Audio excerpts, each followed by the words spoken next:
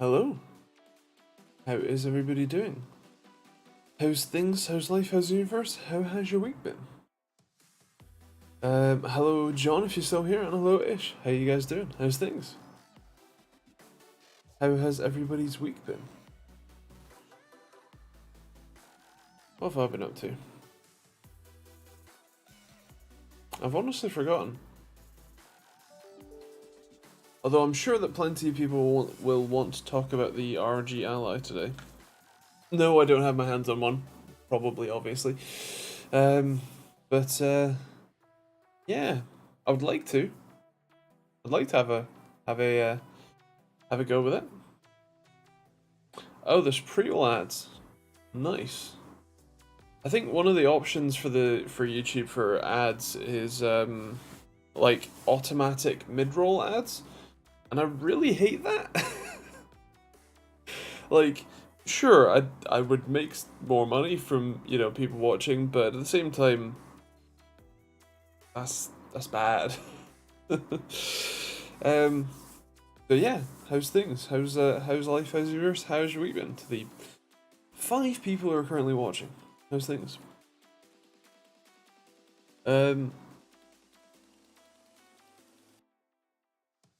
What was I gonna say?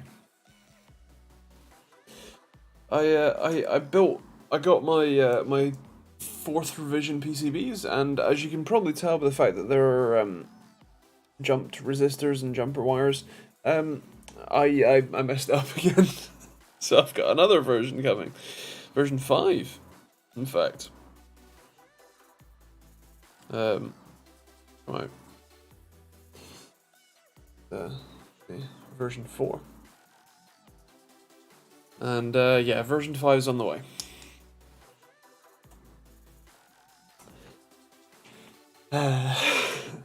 Hello Ish, hello Simon, hello Zig, how you guys doing? How's things? How has your week been?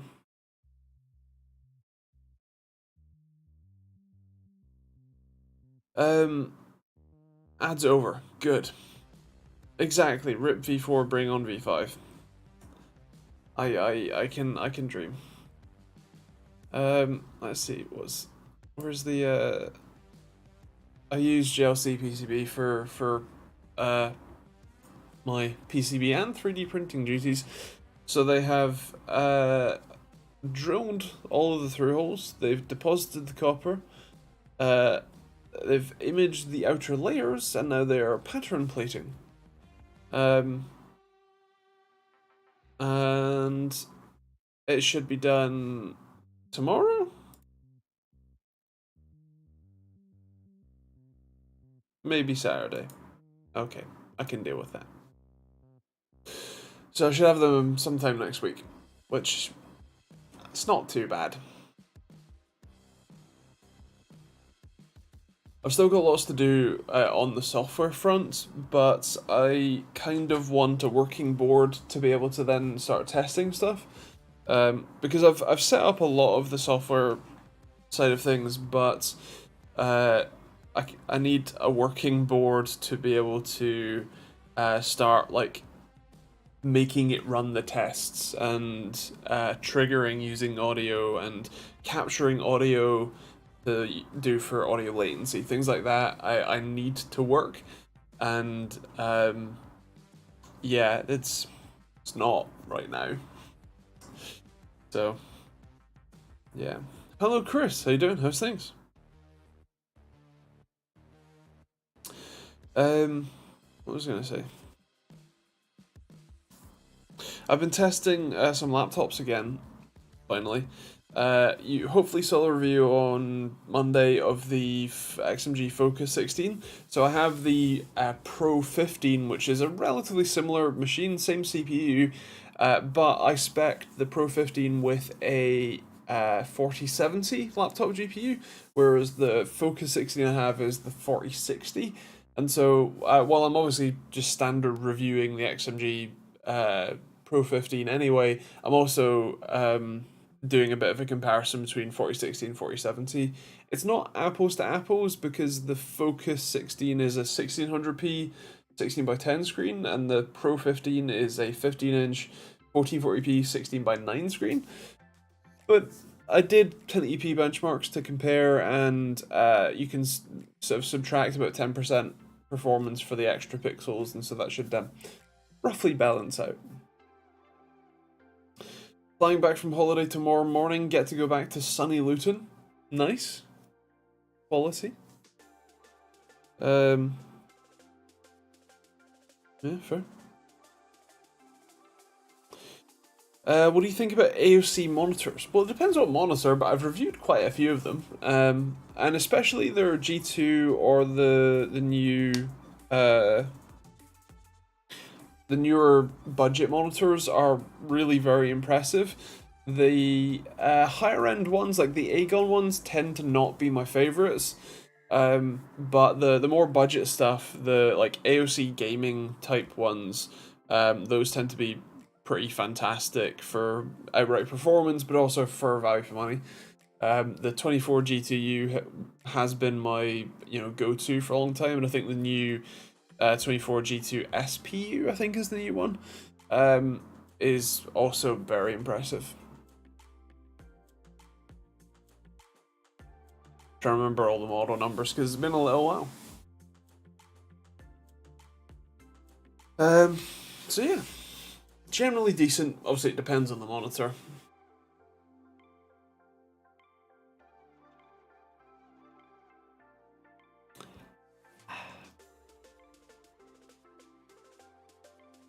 YouTube keeps asking me to cast to the lounge TV, but I don't think my three cousins would appreciate a Scotsman rambling about tech/cars over Frozen.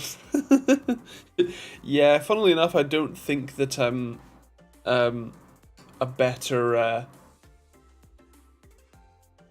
source of content than Disney. I think they have that that pattern kind of down. Hello, the Scots guy. Here's a stumper for you. You got a 15-year-old plasma TV which refuses to output sound from any HDMI device except an Apple TV. Any ideas? Wow. Okay. Gosh. So to clarify, before I say anything in terms of an actual answer, I should clarify that this doesn't strike me as something that's in my realm of general expertise. But I think my initial idea is perhaps only that because HDMI is a digital format, and it's obviously standardized. The audio that gets transmitted will also be in an digital format. My only initial idea is that the Apple TV may have some element of sort of backwards compatibility in the sense that it will be able to try, say, different audio codecs, for example, whereas your desktop or whatever might not necessarily pick a different audio codec to use over HDMI, which may explain it. But as I clarified, not my wheelhouse. I'm kind of guessing, and quite likely I'm talking ass. So, yeah. But that would be my first impression idea, is that it's how the data is being sent to the TV that's the problem. But that's probably less than educated guess. By the way, I had 5 monitors before I get a good one without massive IPS glow. I now have an MSI MAG274 QRF QD, and it's good, much better than the LG GP850-B. I mean, fair. I mean, at that sort of price point and your preferences, AOC monitors, especially the more budget ones that I tend to prefer, probably aren't what you would be most interested in. But yeah, from a budget perspective, I think they're normally very good. From a fine detail perspective, there's a chance that that's yeah. I've tried factory resetting the TV, used an old laptop that used to work with it, a Sky TV box used to work with it, got the Apple TV, and it's held the TV hostage. um, yeah, that is throwing me for a loop there. It, like, obviously, you know, the age and depending on how things are implemented, especially capacitors tend to fail over time, especially electrolytic capacitors.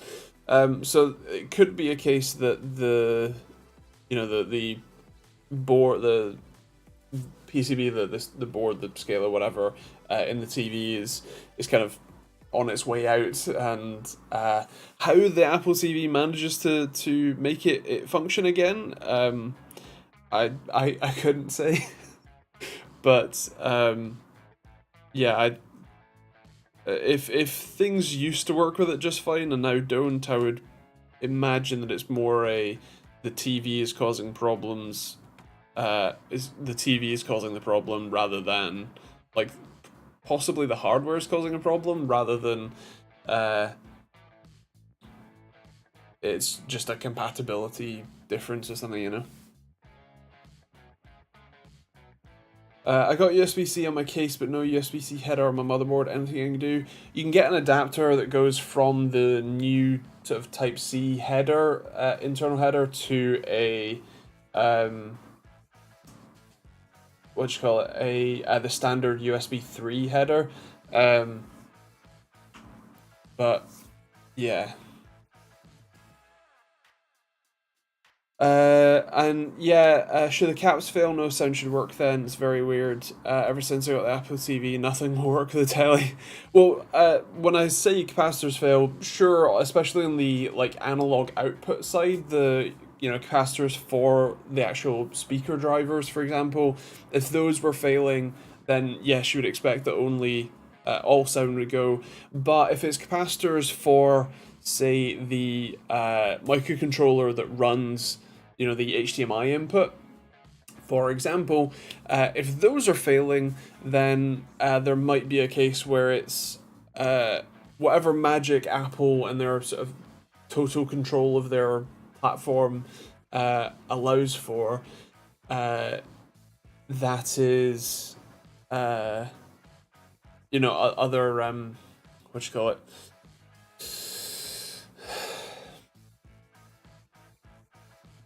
I wish I had a functioning brain. Most devices wouldn't be able to surpass, but yeah, I'm not sure. You know, rather difficult to diagnose that one, especially without having it, you know, to poke at and play with. But yeah, thank you very much, Chris. I'm sorry, but no. Hello, Commander Classified. How you doing? Alex, I've got a Freezer 2 420 that I was cleaning and has spillage. Do you think it's okay to top up with EK Cryofuel Clear? My, hold on, the stream music swaps to a clip of the UFO test that I filmed at high speed. So the Freezer 2 420, probably, I mean, they normally use ethylene glycol, not propylene glycol, because propylene glycol is the one that you use in your car, but ethylene glycol is less toxic. Anyway, they normally use, I think, either ethylene glycol or a mix of ethylene glycol and water, so that's probably fine. At the end of the day, it is all still a hopefully non-conductive fluid, and therefore it should be fine. I think the only thing to consider is potentially that I think they normally use ethylene glycol, one, because it's not water and so it's less likely to damage components if it does leak in your case, and two, I think that it evaporates at a higher temperature and therefore is less likely to have evaporative losses over time. But I mean, if you're willing to, like, open it up and clean it, whatever, and refill it, it's fine. I wouldn't be worried about it. And Simon suggested it could be a sound setting also in the setup menu under audio. Some of the old TVs have digital and analog settings. Is it okay with copper and aluminium? I'm thinking of a complete refill. Again, it should be fine. I mean, there are plenty of mixed metal. In fact, I think most water cooling solutions have mixed metals. I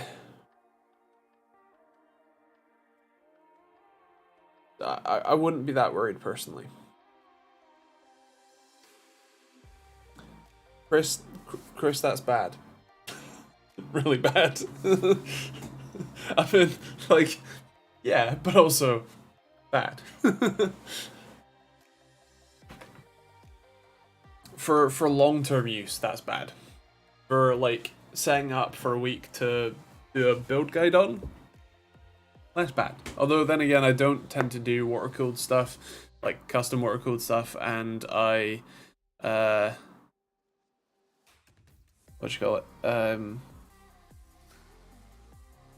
The ones that I have done have used like branded fluid anyway, because I'm not paying for it. Why not? Bugger it, I'll just get a new cooler. I mean, if that's your preference, that's fine. I wouldn't be that worried about the mixed metals. I wouldn't be that worried about mixing the propylene glycol. No, ethylene glycol. Glycol, and water, or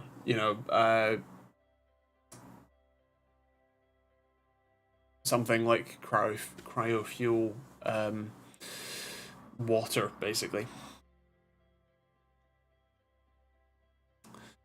I just checked. I think it's called PCMI. Setting as input or throughput. That's the one that always stumps me in my Laserdisc and amp. That Scott Sky, give that a shot if you can, if there's an option for that. Maybe. Can I ask why your AOC, the AOC AG275QXN you reviewed 4 months ago only has a contrast ratio of 690:1? In my opinion, that's quite low. Yes, well, so you're going to have to bear with me to remember which one that is, because I think I reviewed about 4 different AOC AG275 monitors in like 2 weeks. But I think that was the IPS one. QXN? Yeah. Where was the other QX that I did? Anyway, let me just double check. Hopefully you don't hear double me. Well, you probably just did for a second. Where's the numbers? Oh yeah, so that was the weird thing, is that I couldn't get the brightness over 200 nits. It should be, it was like 350, 400 nits. So, which would have happily brought it up, even with the rising black levels, because it's an IPS, and so the black levels are always generally naff. I couldn't get it to go over 200 or so nits, which is a bit of a weird result, because it's quite rare that AOC aren't accurate with their brightness claims, at least. So yeah, I'm not sure on that one.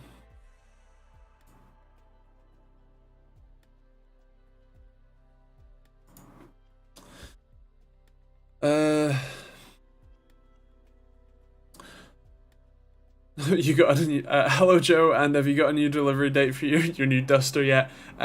No and no.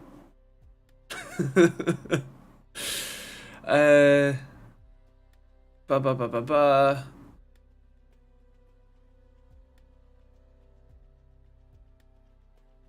Where am I at?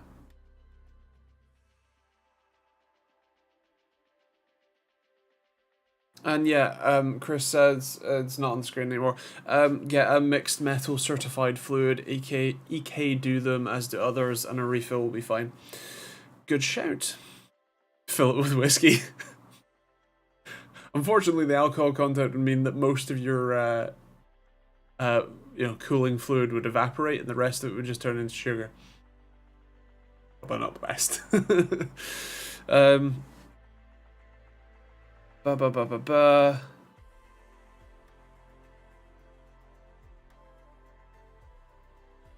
Watched the latest auto shenanigans today, testing ethanol content in fuels.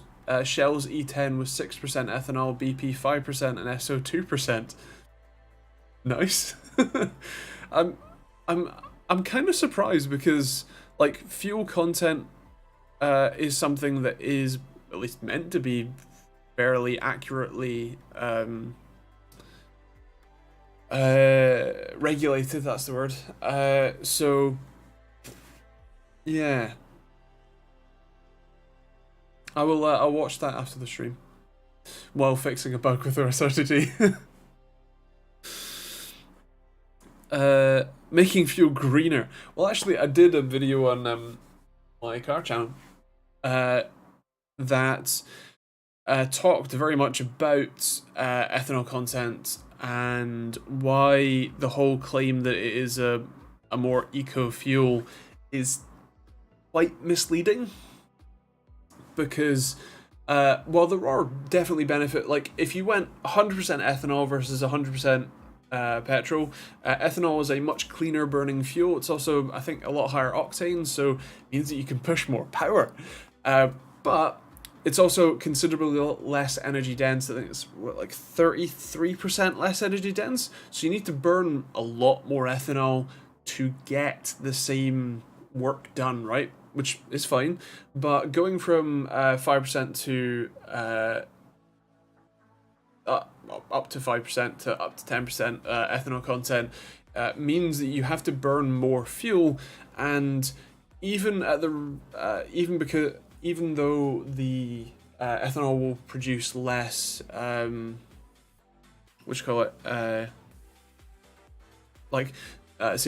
and sulfur, you have the increase in petrol that you have to burn, because bear in mind that E10 is only up to 10% ethanol. Because of the lower energy density in the ethanol, you have to burn more of all of that fuel to get the same work done.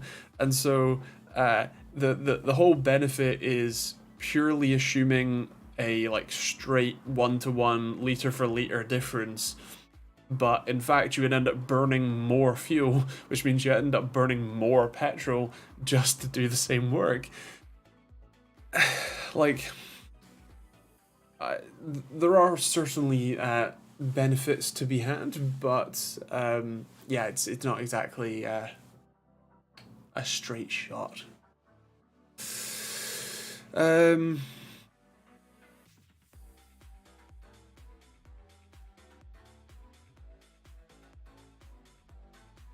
I watched that video too. I don't think they should get away with E10 legally being up to 10%. Kind of misleading if they say it's E10 but it's only 2% ethanol. Yes.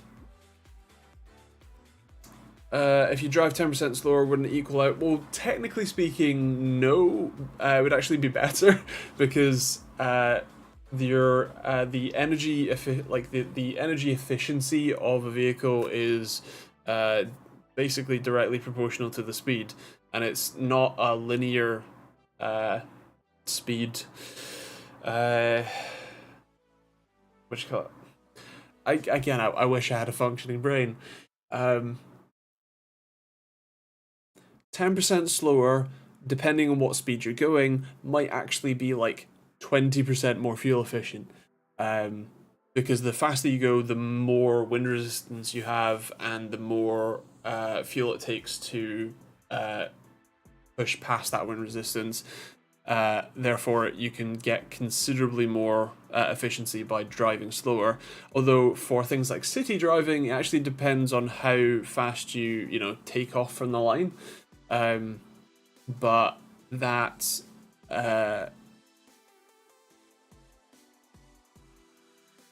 That's another a whole nother problem. Yeah. Wonder what happened to old cars when they phased out super unleaded in favor of the new E10. Well, I mean, it sounds like that doesn't sound like it'll be a problem. You just keep using the E10 because most of them aren't anywhere near 10% ethanol. But yeah.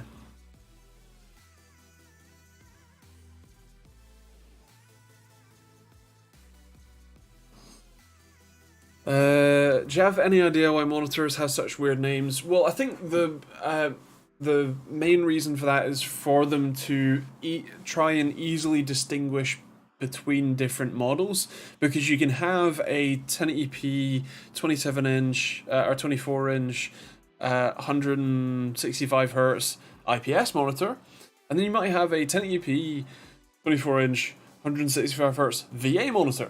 And those are pretty similar things, so you probably want to name them similar things, but you also need to be able to distinguish them in some way, so that's how you get, like, AOC's one is like 24 G2 G2 SPU, whatever, right? So the 24 is generally the size of the monitor, the G2 is the kind of model, like, class, and then the SPU is like the kind of options list, so the U or the whatever, SPU or ZU, whatever, those are denote, you know, things like which refresh rate model it is, which resolution it is, what panel type it is, that sort of thing. You could just like list all of that stuff, but then it ends up being really long, so they condense it down. People like ASUS tried to do things like calling the monitors the ROG Swift, but that only really works for one monitor.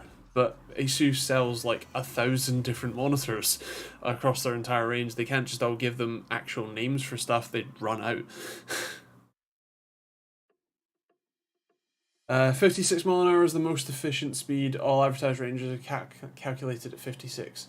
Yes, for highway motorway driving, yes.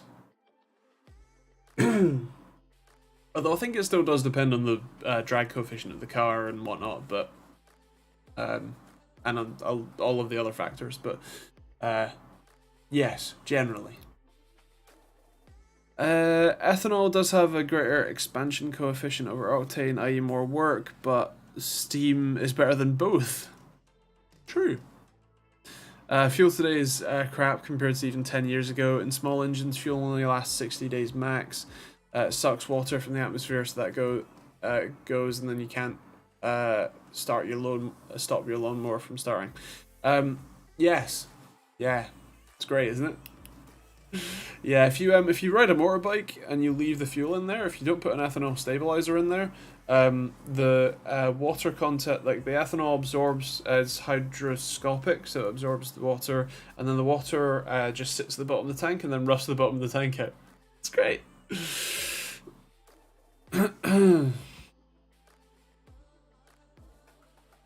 Emphasize the worst monitor names. Yeah, actually.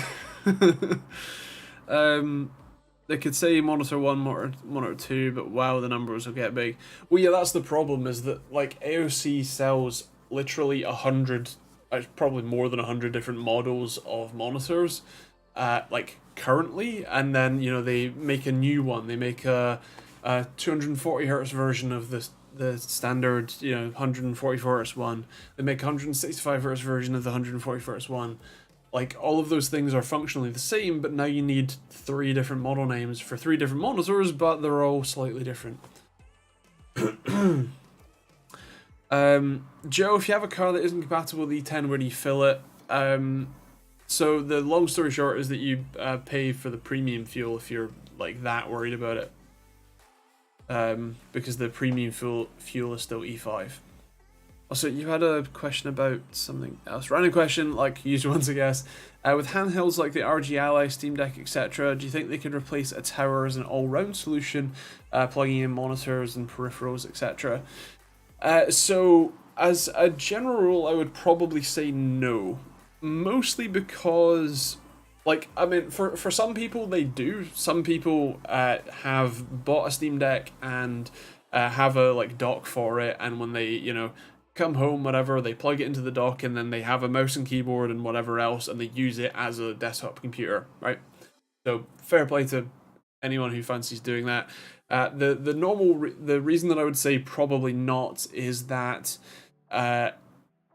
the the reason that you buy a handheld console is for the portability, and the sort of gaming experience with it.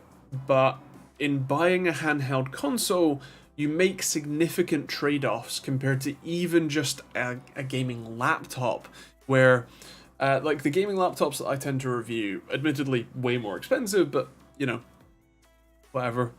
Those laptops often come with like CPUs that can draw 140 watts at peak, or and the GPUs are another 140 watts in total. Even the RG Ally, its APU can only draw 30. So the amount of performance that you can eke out of that thing is orders of magnitude lower than even just a gaming laptop, let alone a desktop. And so you make a lot of trade-offs. You make things like noise trade-offs. You make things like the battery life, obviously, trade-offs.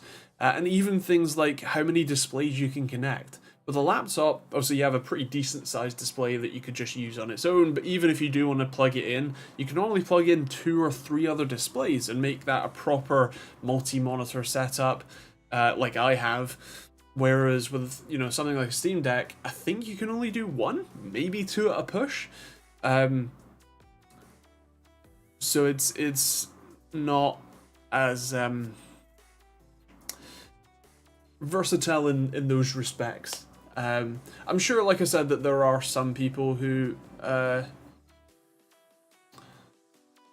will and can, but from a more sort of average person perspective, I don't think that they're going to be a sort of replace every machine type thing.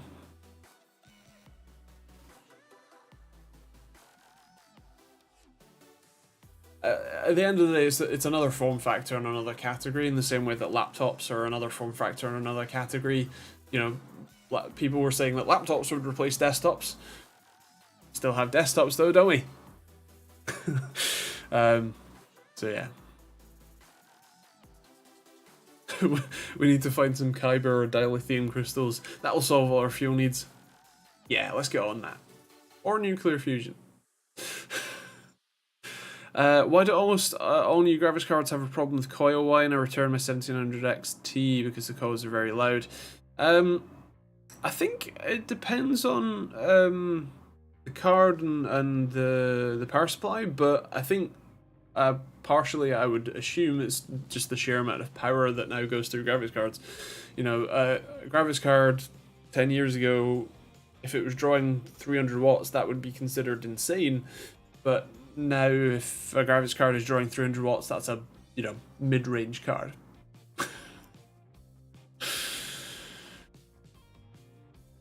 I'm still waiting for that dream scenario for the one device to rule them all. I mean, laptops were promised that, but still no.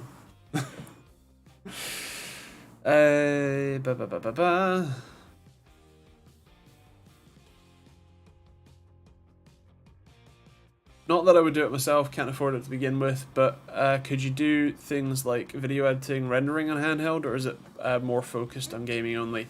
Well, I mean, both of them you certainly can, especially with you plug in some peripherals, but like I said, the trade-off that you make in buying a handheld console is that you're buying something that is designed to be run on a battery for as long a time as possible, which means that it's optimized for the space and power constraints more than it's optimized for outright performance.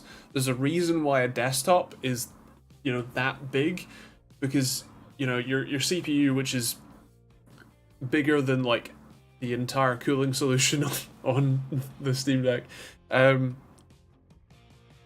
draw 200 watts, whatever, and then you have a big fat, tower heatsink or a 240 or 360 ml water cooler to wick that heat away. Your graphics card is larger than the entire Steam Deck, full stop. All of those things mean that the performance that you get out of it is considerably lower. It's still pretty decent, and especially the new Ryzen Z1 Extreme whatever chip that the Ally uses. That's probably still a pretty decent chip, but it's still not going to be anywhere near as good as even a laptop CPU, let alone a desktop CPU, right? So you can, but you probably wouldn't want to. Pumped for the next few years, now ASUS has joined the handheld market. Might make others join in the race for better performance and cheaper prices. I agree. More competition is always better. I think the Steam Deck still has a number of advantages that I don't think Linus mentioned in his review. But there it is. Yeah, the more competition we have in the space, especially from larger players who can actually sort of pressure each other, I would expect that Valve are going to drop the price of the Steam Deck more permanently in the not too distant future, especially once the Ally starts shipping, which is like June something or 11th maybe. I got the press release for it. Which email address did it go to? That one. 13th of June. That's it. So yeah. Be good to see the competition. The RG Ally could have been it if the eGPU wasn't proprietary and expensive. Yeah, I've used the what do they call them? What do they call their eGPUs? XG mobile. Yeah, I've used a couple of those, and see you, John. Glad that you could pop in for a bit. But yeah, I've used the XG mobiles before, and I really hate the connector. It's so big and bulky and fragile, and especially with the RG Ally with it coming out of the top. Oh god. Like it's a cool connector. It's cool that it offers like more come on brain bandwidth than like Thunderbolt 4, although I'm pretty sure that you could just put 2 Thunderbolt 4 ports and it would probably be fine. Anyway, yeah, it is cool. It's just insanely expensive, and neither the Ally nor the XG Mobile are upgradable or repairable, which is, if you're spending 700 on an Ally and then $2,000 on an XG Mobile, I kind of want it to be. Have you used Companion with the Steam Deck for macros? I haven't. That's not something that I've has come up for me. I haven't done all that much in the way of like customization with the deck. I don't use it at home all that much. I used it at the weekend actually for playing Mario Kart and other emulated titles, and I think for emulation it's kind of perfect. Except for the fact that the Xenia emulator doesn't work. Really annoying. But yeah, it's a great machine for that, and that's what I mostly use it for at home. I use it when I'm like away though. It's pretty great for that. But that also means that I haven't. I don't use it enough to have a load of complaints with the user experience, and therefore want to find things like that. But I'll have a look the next time I boot it up.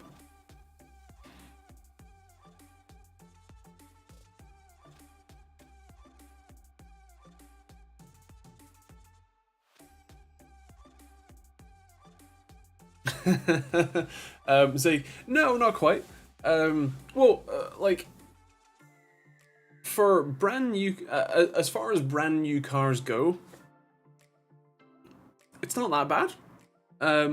It's obviously not. I'm not the target market for it, and I generally despise SUVs anyway. But like, if you want a brand new car, it's not quality, but it does. At the price point, it's kind of hard to argue. It's hard to justify spending, double the price on a. I mean, not necessarily equivalent, but a similar sort of type of car.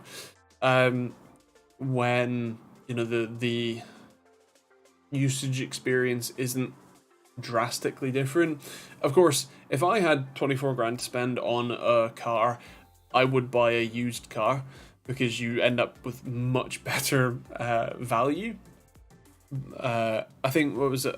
Friend Dan, who I think commented, said that you can buy a like 20, probably a 2016 or 2018 BMW X5 for that kind of money, used with like 30,000 miles, and at that sort of price, that's pretty fantastic.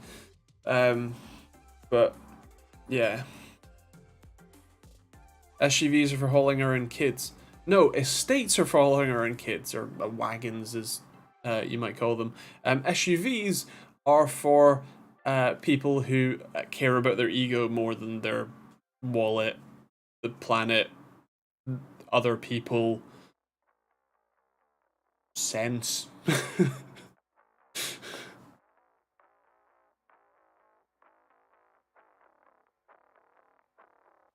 Do you have new MG cars in the UK? Looks like the Dusty you reviewed. Yes, we do. The MG. There's the MG3 and the MG. So I think you're thinking of the ZS EV. That's actually one of the older ones. The new ones are the. Was it the 4? The 4 and the 5. I did a first drive at SMMT last year on the 5, and I'm hoping to get a chance to drive the 4 at this year's SMMT, which is in a couple weeks. I still don't think that they have put the events page up where I can see what cars are coming. No, they haven't. So yeah. Is his dad talking to you yet, or is he have you completely burned the bridges by destroying his new car? Well, I don't speak to his dad directly. He just says, "Hey, I have a new car. Do you want to review it?" Yeah, sure. That being Phil. Yeah. No, for the target market, it's not a bad choice. I'm just not the target market. Or you could buy a used Range Rover and have the change needed to keep fixing it for the same money. Yeah, there's the sort of phrase, "Can you buy it twice?" Like with my Audi S4, I could afford to buy it twice. Like if something goes catastrophically wrong, like the engine blows up. I mean, I'm also well aware that it's only about 3 grand for a 2 grand for a replacement, like a refurbished engine, and then about 1 grand to put it in. But can I afford for it to be completely mechanically totaled and I can do nothing about it, and then I have to buy another car, buy one again? And the answer is yes. I would hate to do that, but yes. Whereas for a Range Rover, it's, can I buy it twice a year?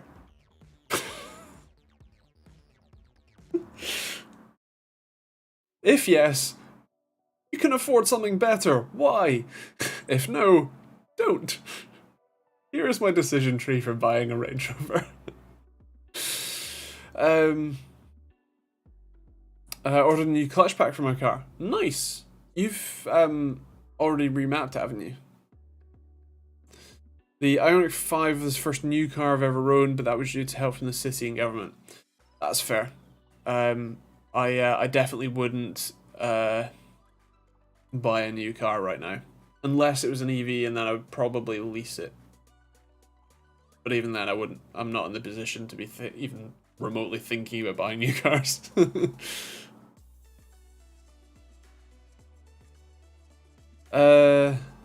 What about the Jensen Interceptor? Thoughts? Do you know, I've yet to drive one, so I can't give you a comprehensive.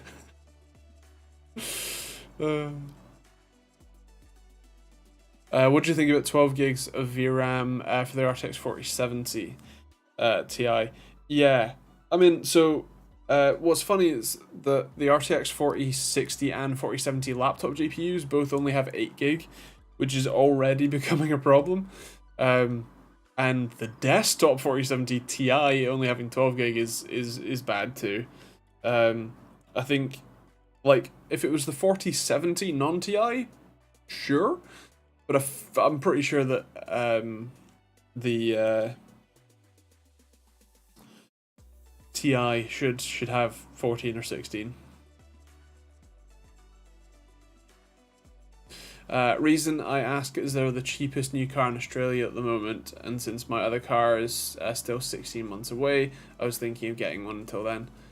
Fair play. So the ZS EV is a bit naff because it's their earlier one. Like, it's fine, but it's a bit naff. The MG5 is pretty sweet. For the value proposition, it's much like the Duster in the sense that it's very cheap and cheerful. It is fine, but it's definitely cheap. But it's also ridiculously cheap for an EV as well. SUVs come under estates when getting taxed. I just bought a Tucson or Tuscan or whatever. Was cheaper than I expected. Are you in the States? Are you in? Because I know in the States SUVs actually get taxed the same stupid rule as like light trucks, like pickup trucks and stuff. Which is why a lot of people gravitate towards them, because they end up being cheaper and you end up getting more car for your money. Yeah, I thought so. I didn't realize that we had different rules on taxing different classes of vehicles. Unless you're talking about benefit in kind, in which case, yeah, fair enough.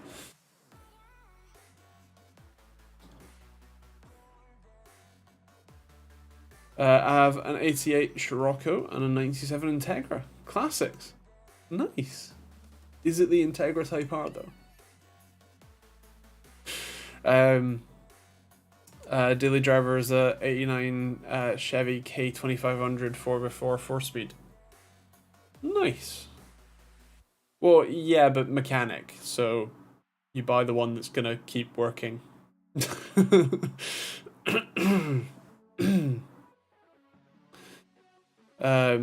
I wish. Yeah, that's the thing, innit?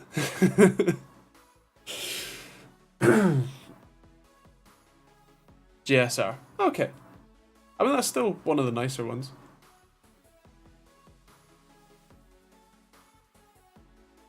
£300 road tax for a V8. I mean, I pay £300 road tax for a V6. I mean, it is a supercharged V6, which makes more power than the V8, but you know. Yeah, fair.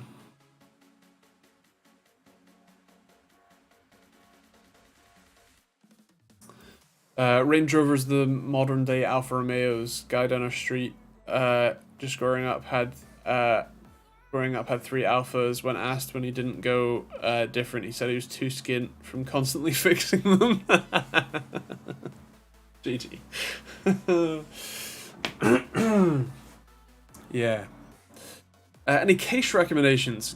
Gosh, it depends on your budget and whatnot, but if you have a decent amount of money, the one that's currently on the floor there is the Fantex Evolve X in white.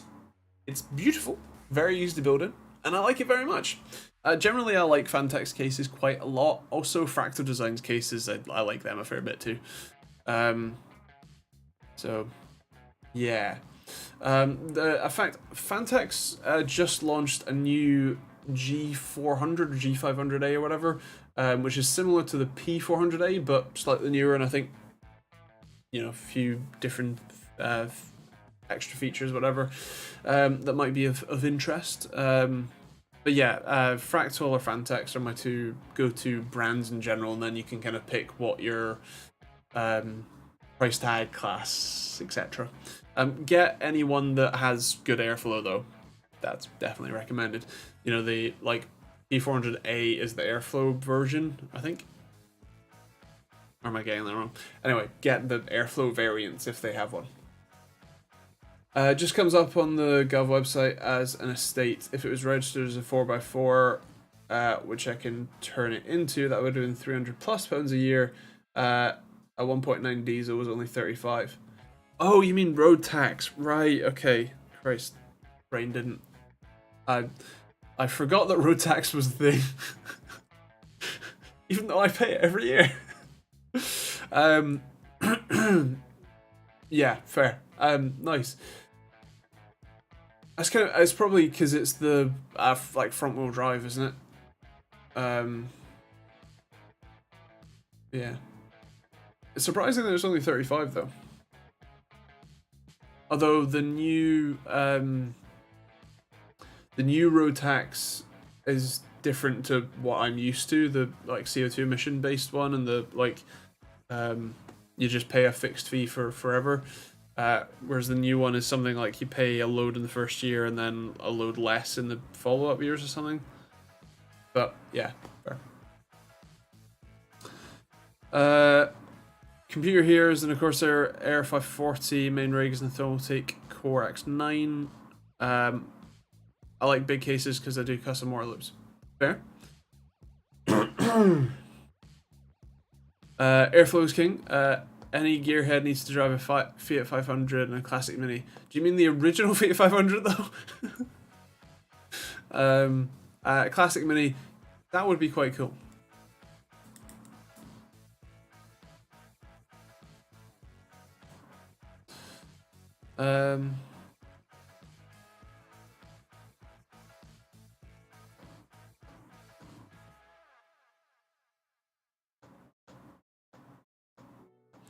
Brand new 4x4 is £1,000 for the first year, and then based on CO2 after that.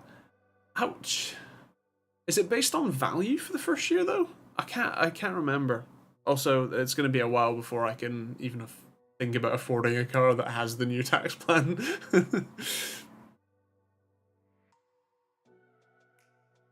Not the JLO version, the old 500 Arbath. Yeah, fair.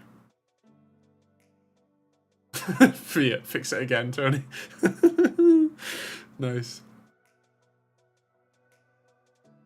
Isn't my uncle has a story about, because he drove a really old Punto Arbath or something, or no, actually it was an actual Arbath car, whatever.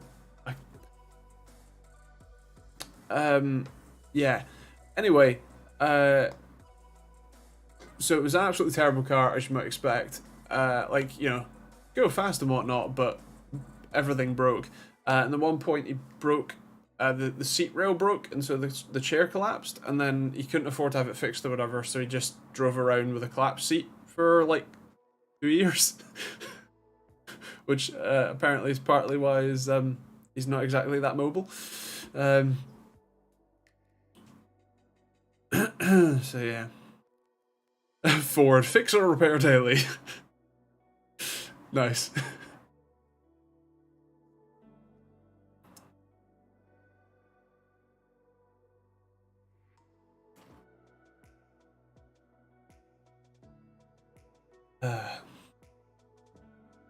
Getting a 1970 Mach 1 with a 427 Super Cobra jet and a drag pack soon here. Need to get it running though, then selling it. Fair, nice. What's funny is that I drove the new Mach 1 Mustang. I didn't like it.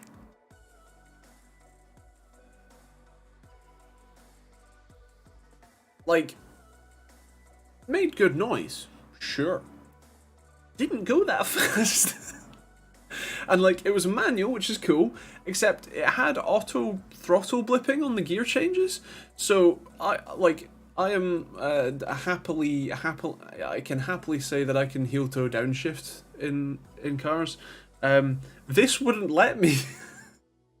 Because I'd go, I when I say heel toe, I tend to roll foot, so put this edge of my foot on brake and then roll onto the accelerator rather than actually heel toe.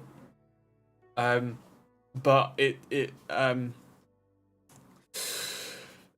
I'd go to do, like, I did it I went for the first time, and when I pushed the throttle, because it had already rev matched, any throttle that I added just over revved it, so it didn't work. So I was quite annoyed, which definitely took away from the experience a little. And also, I'd been driving my S4 for over a year, and S4 is faster and more engaging, because with the S4 you just plant your foot and it sods off. Whereas in the Mustang, the torque band was weird.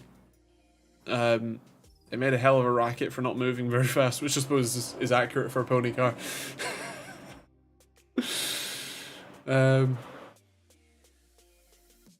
Flip over redirections. And isn't stream next week, we know why. Well, the SMMT day, the next one is so I'm actually I'll have gone to it and then driven back and basically had dinner and then started streaming. So you will hear all about it in a couple of weeks. Shit, it's only 2 weeks away. So yeah. Escort Cosworth. Man of 80s taste. It's kind of funny because I have a general aversion to old things because they're generally superseded by newer things that are normally better. But there's definitely a quality about certain cars, the character that do make them enjoyable. Hello, Dr. Contras. How you doing, man? How's things? Greetings from Orlando. You know, at Computex. When is that? Soon, I think. Or even now. Don't remember. But yeah, hello. Even James May says newer is better. Well, it kind of depends. Also, May says you should never modify a car, which is ridiculous. Computex is May 29th. Oh, okay. Little while away then. Fair.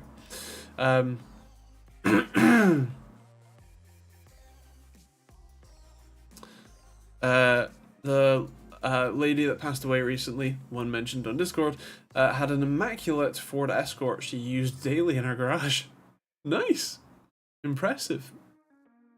Prefer mechanically engineered when handling had to be engineered, not just supplanted by ABS and stability control.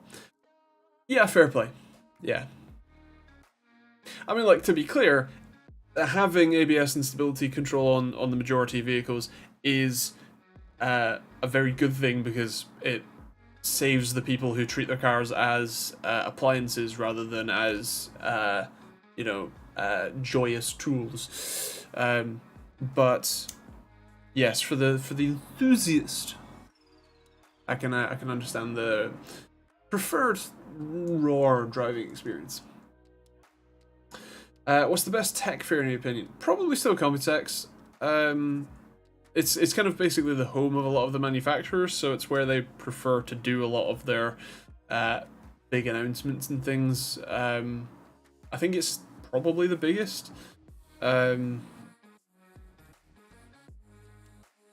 So yeah, that one.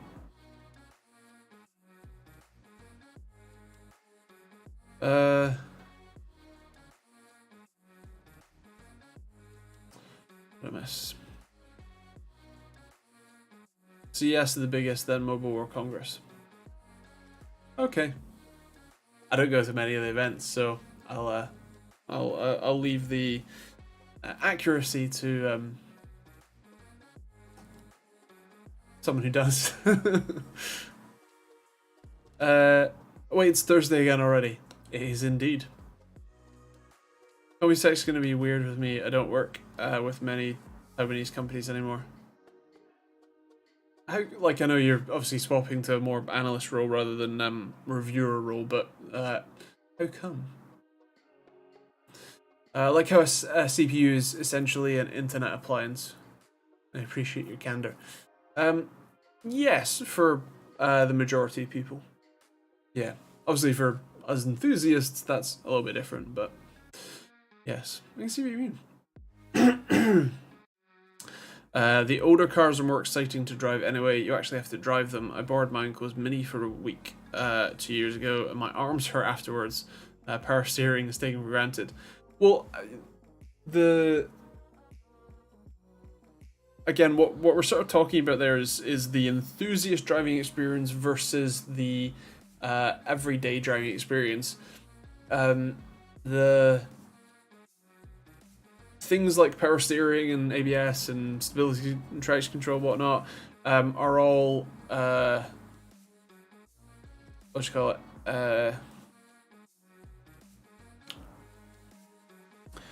very helpful things for the everyday driving experience. So if you're just driving to the shops, you don't want to have to lug the thing around and manually change every gear, synchros in the gearbox is what I'm going for here. You want it to be a quick, easy, painless, seamless experience. But obviously, from an enthusiast perspective, yes, it's. I see what you mean. Jeffrey, you know that millennials are like 35, 40 now, right? It's not a millennial theft device. At best, it's Gen Z. And also it depends where you're from. In the UK, it's growing less common. It's growing more common to get an automatic only license, but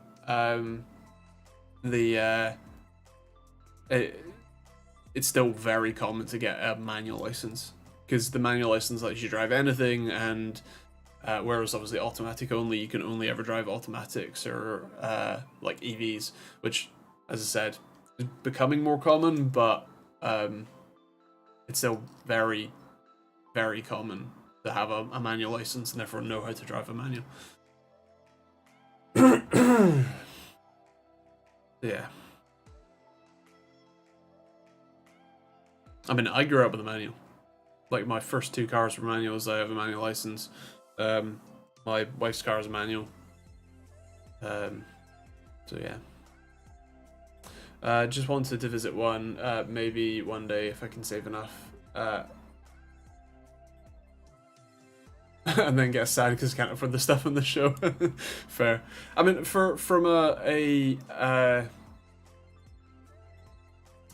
kind of what you call it, consumer focus, I think CES might be a more enjoyable one to go to for an enthusiast rather than media. But yeah.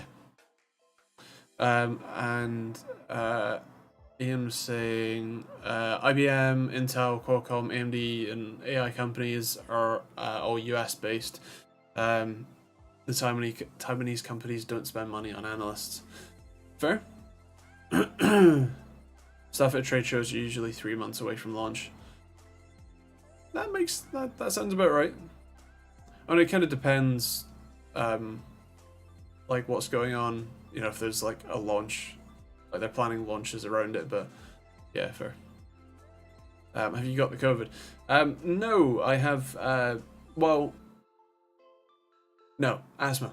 And I take steroid inhaler, but the steroids attack your throat as well. So I've recently upped the dosage, which is why it's extra. E.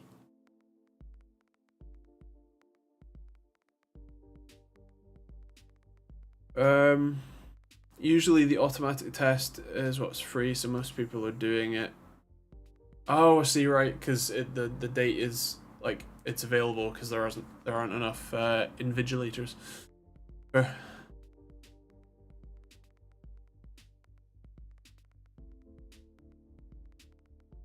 uh, Scary to on a roundabout when you forget that it doesn't straighten itself right after you carry on. I mean that's the steering geometry, not the um, that's the caster angle, not power steering. But yeah, fair. The only trade show for the public is IFA in Germany, and most others are trade only. I thought you could go. I thought CES had open days. I know when I went to Computex, they had like press only days, and then I thought they had some public days as well. I went to IFA. Was it 2019? On the press only days. Although when I went on the press only days, most of the booths weren't even set up yet, which was great. Yeah.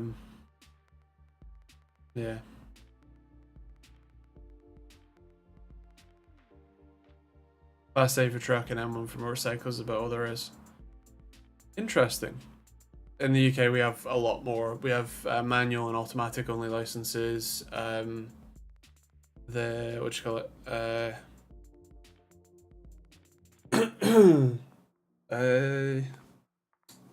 3 classes of motorcycle license. For towing trailers, higher weights, HGVs, and there's like 3 classes of HGVs. 2. No, I think it's 3. Tracked vehicle license. You want to drive a tank? But yeah.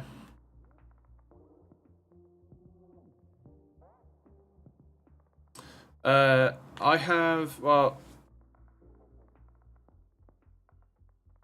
I have the newer style license actually. But yeah.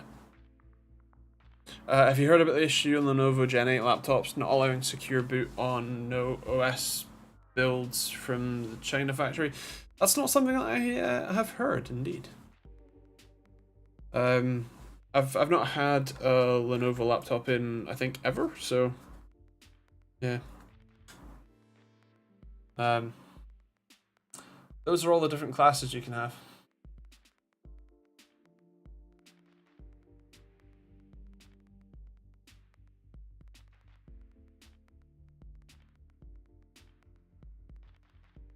Dream car for me, it used to be an Nissan GTR, but now, I mean, my Audi S4, realistic, like my realistic dream car is my S4, because it has all the power I need. I can remap it to insane power if I really want.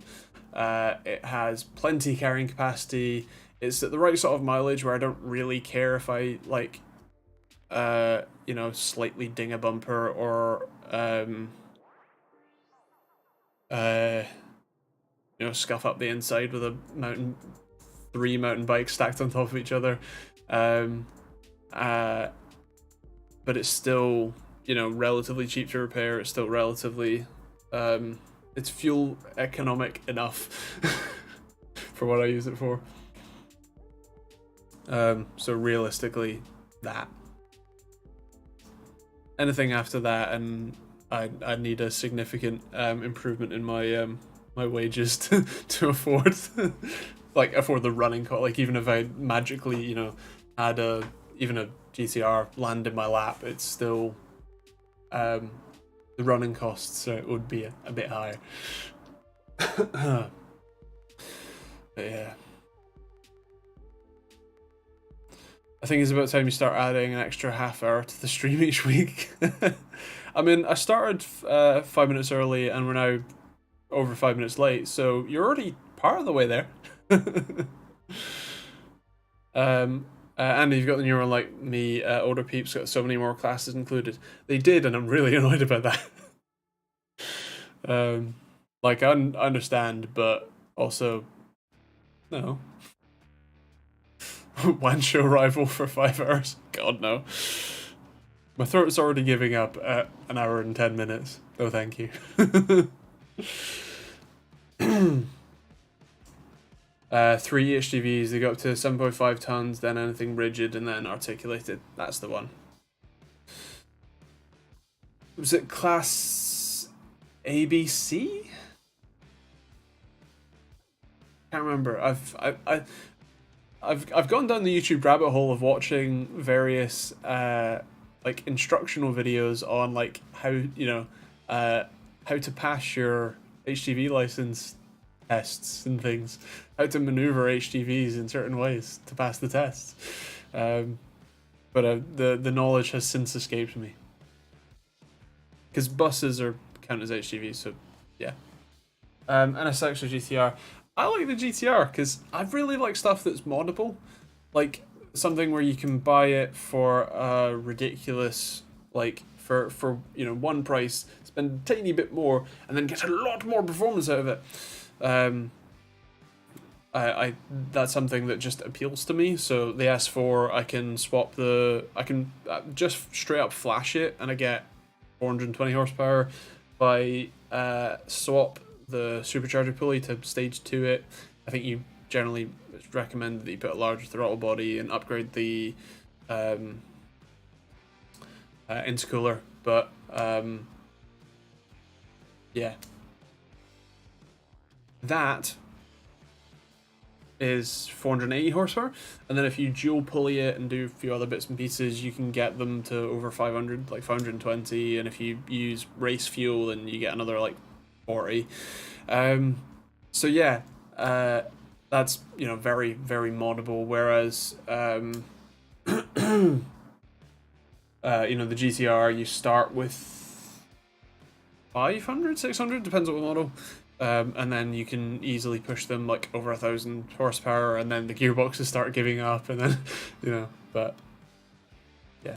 So on the back of your license, well, in fairness to me, I hadn't looked at the back of my license until I showed it, and I already talked about that. But yeah, fair. I'm gonna look now.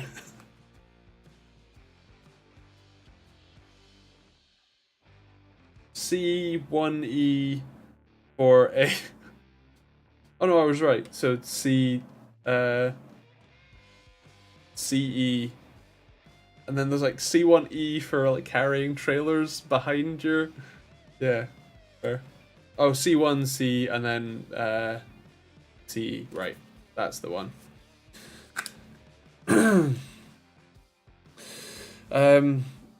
Could be worse. My stepbrother paid to get a trailer license, and then 3 days later, the government said everybody can pull a trailer without training.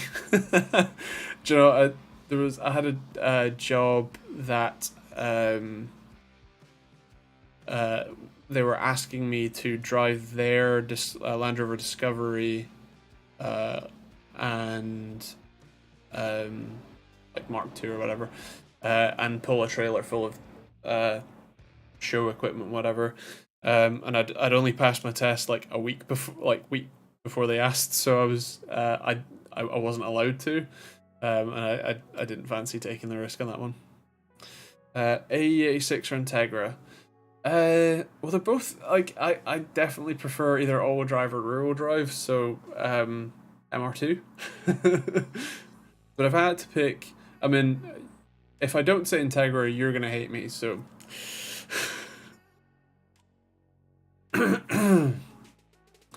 Okay, I think my voice has deteriorated to the point where I'm gonna have to stop. But thank you very much for kicking about. As always, these are every Thursday night at 8 PM UK time. So if you want to hear me ramble some more next week, feel free. Got videos tomorrow and hopefully Monday. I need to do a lot of work tomorrow. But yeah. I hope you have a good week. Hope you stay safe, and I will catch you hopefully next week. See you later, guys. Bye.